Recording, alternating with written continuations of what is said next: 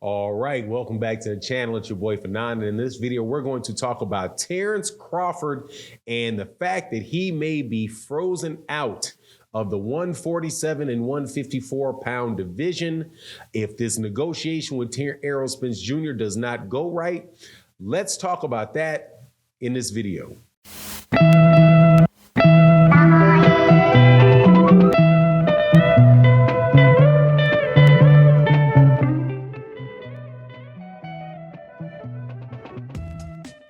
All right, welcome back to the channel. It's your boy Fanon. In this video, we're going to talk about Terence Crawford in the 147 pound division, 154 pound division.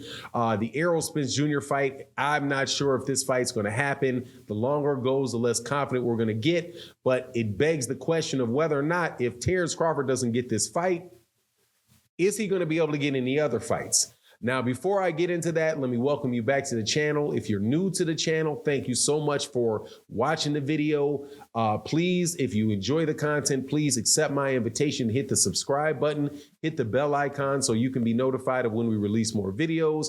And if you are a longtime subscriber, supporter of the channel, thank you so much for listening to the video.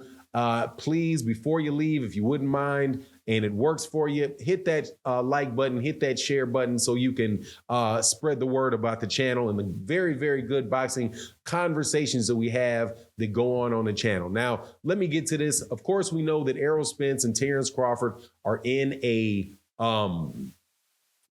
negotiation right now to make a fight for the undisputed championship with the WBA, the WBC, the IBF, and the WBO belt on the line.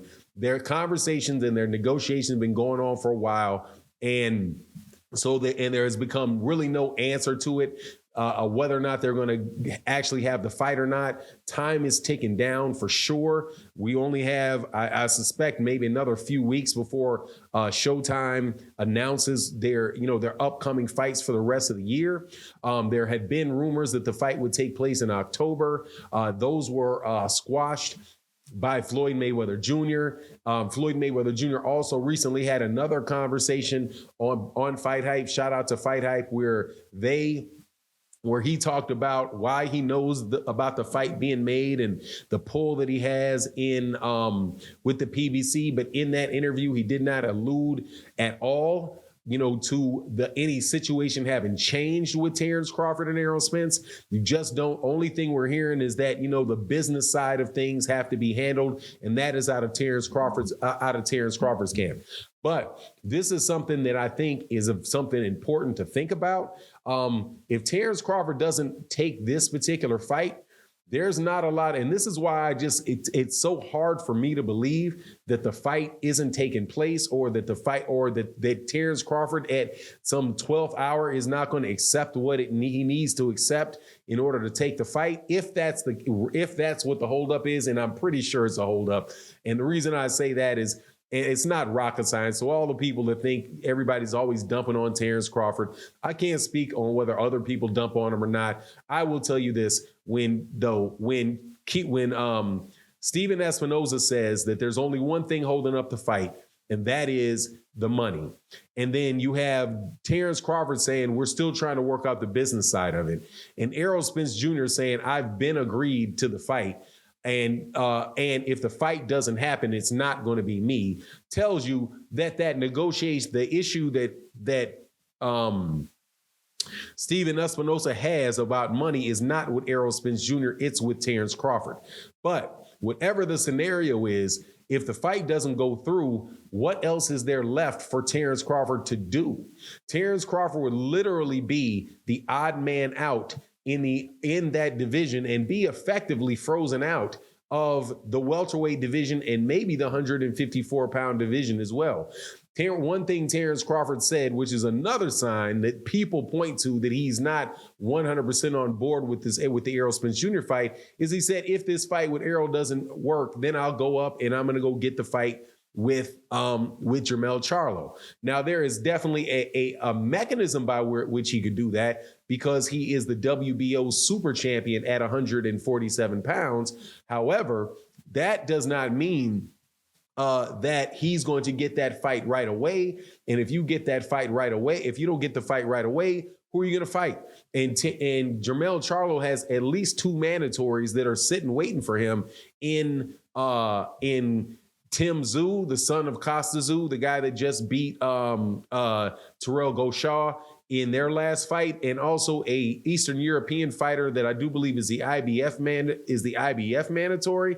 I do not want to massacre that man's name, so I'm not going to massacre his name in this video. Those things are all preventing him from going to 154 pounds. And then if you say you have the 100, say he stays at 147 pounds, then 147 pounds, the mandatory for him is going to be either Virgil Ortiz or Jaron Ennis.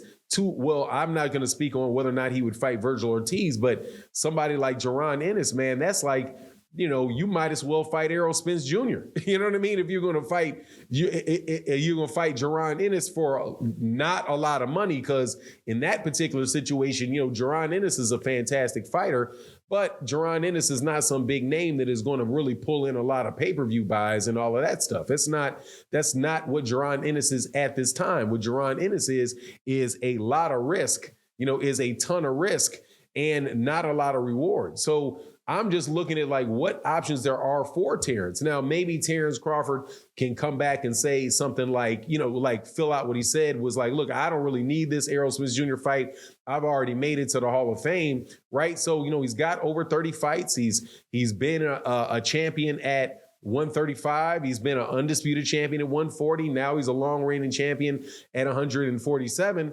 He's 35. He's 34. He'll be 35 years old at the end of this month.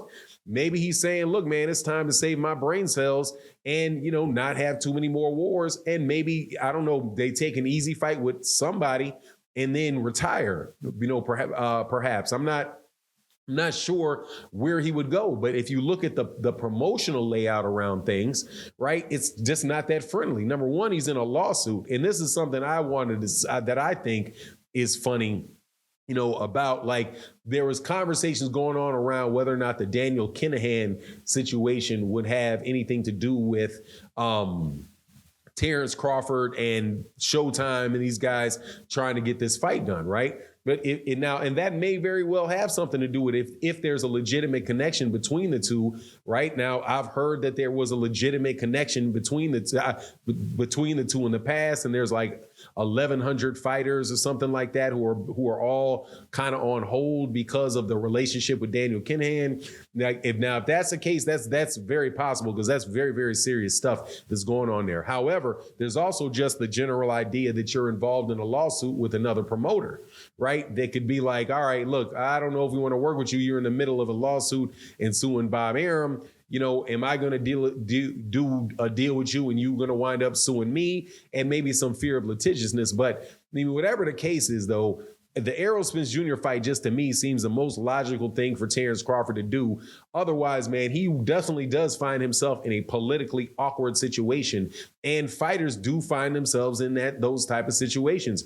Same thing that's going on with Regis Prograis at 140 pounds, wondering why all these belts become vacant, but yet nobody's ordering him to get to a fight.